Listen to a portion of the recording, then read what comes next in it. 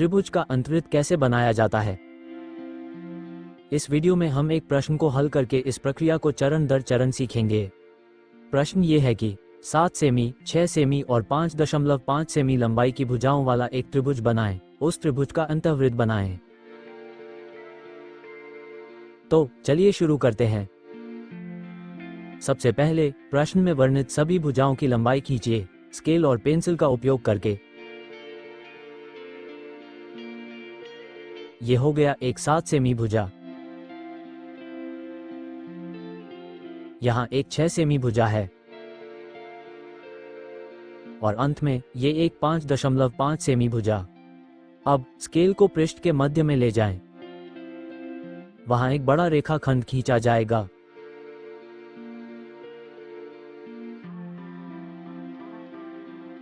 एक pencil compass लिया जाता है।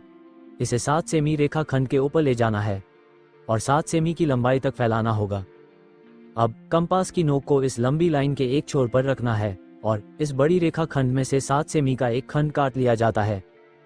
इस भाग को AB नाम दिया गया है।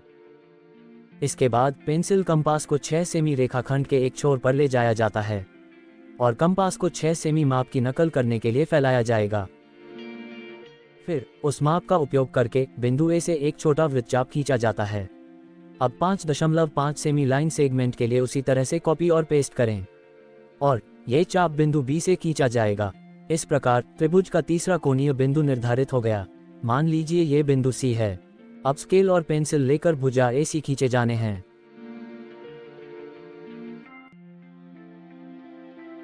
और फिर भुजा BC भी खींची जाती है।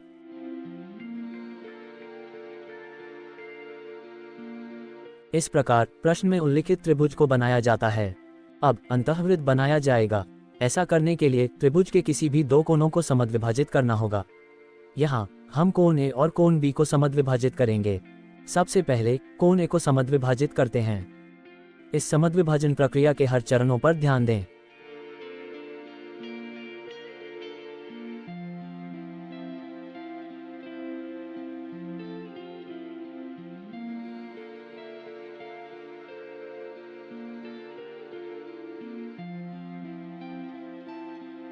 फिर कोण B का समद्विभाजक खींचा जाएगा।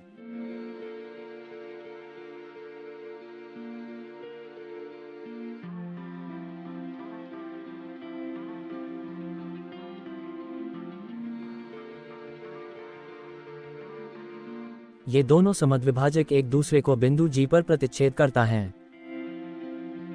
अब बिंदु G से भुजा AB पर एक लंबवत खींचा जाएगा।